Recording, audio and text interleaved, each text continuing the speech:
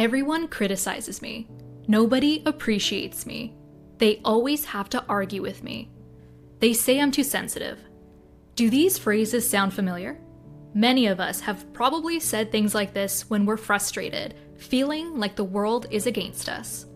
But have you ever thought that maybe it's not always other people's fault, but our own tendency to take things too personally? How many times have you gotten upset or stressed out for no reason, just because you thought someone was attacking you when they weren't? We've all been there to some extent. It's time to learn new ways to stop feeling so upset. So welcome back to Mindful Infusion, where we help you find wisdom and insight along your journey. Today, we'll show you 6 easy steps to create some emotional detachment and stop letting what others say or do bother you so much. From now on, you can choose not to let it get to you. Interested in learning how? Keep watching. If there's one thing human minds are good at, it's finding meaning in everything that happens to us. That's why we sometimes have strange experiences. There are many situations that, if we thought about them calmly, we'd see them as neutral and not very important. Yet, we tend to focus on them and attach emotions to them. Often, we react strongly to these situations, thinking that everything that happens to us is significant and happens because of us. In our daily lives, we come across situations that might make us think that other people's actions were meant to hurt us. Depending on our relationship with the person, we might feel betrayed, hurt, offended, or rejected without considering the context. But what if we stopped for a moment? What if we asked ourselves, what if it's not about me? What other possibilities would there be? One of the most interesting things about us humans is that each of us sees reality in our own way. If 6 people witness the same event, and then each one tells the story, we'll likely get 6 different versions, focusing on different details with different interpretations. And none of them is necessarily wrong.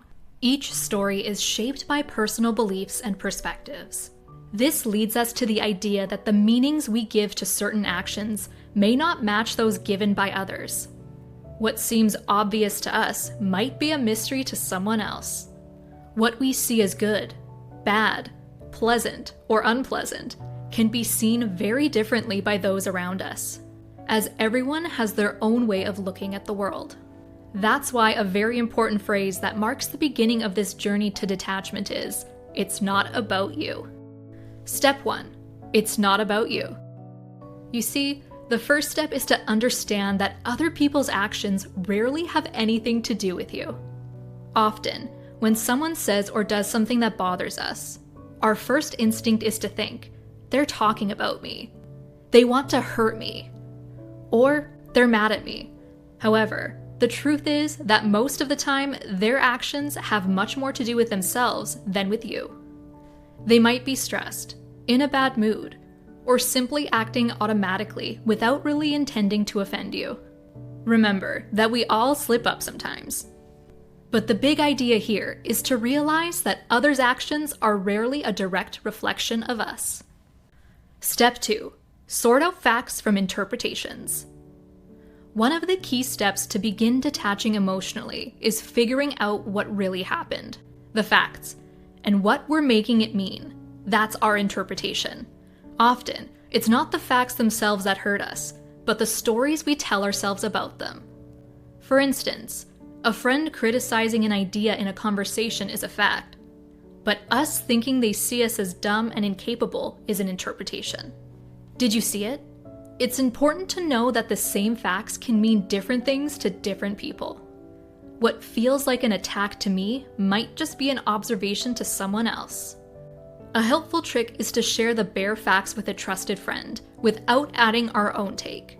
Then we ask them how they'd see it based only on the details. This way, we can see if our view is the only possible one, or if our emotions are clouding things. It helps separate what actually happened from what we think should have happened. Step 3. Hold on to confidence and identify despite situations. The third thing to do to detach emotionally is to remember that you're not defined by what's happening around you.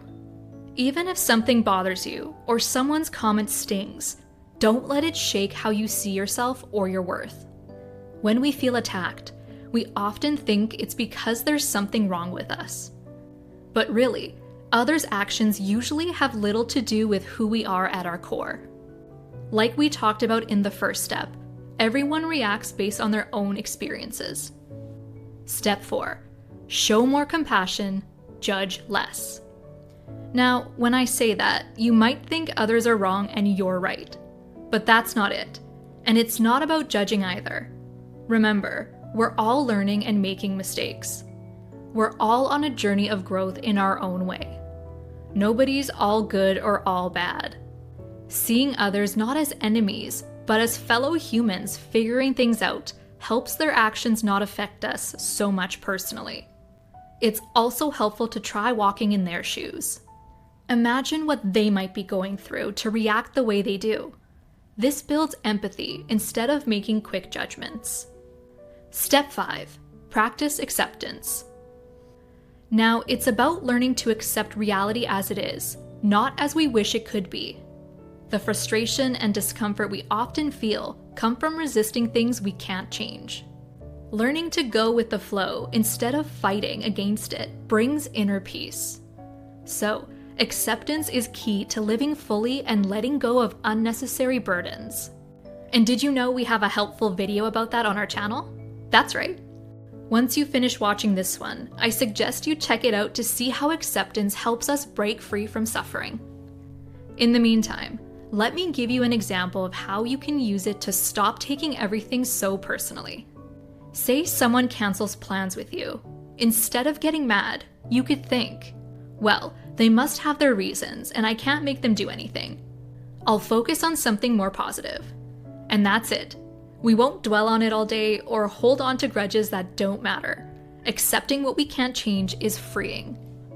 Step 6. Stay positive and practice forgiveness. Lastly, instead of dwelling on the negatives of a situation or others' mistakes, let's try focusing on what was helpful and finding lessons to learn. Changing our perspective like this helps us feel less resentment or anger.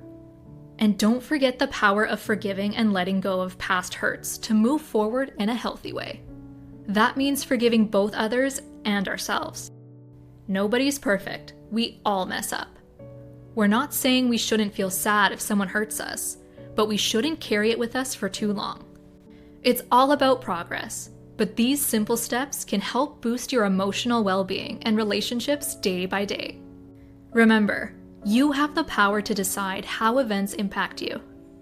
Don't let your emotional state hinge on external factors you can't control. In Mindful Infusion, we're here to walk alongside you toward a freer version of yourself. Don't forget to subscribe to the channel and explore all the tips, guides, and resources we've got for you. Take good care.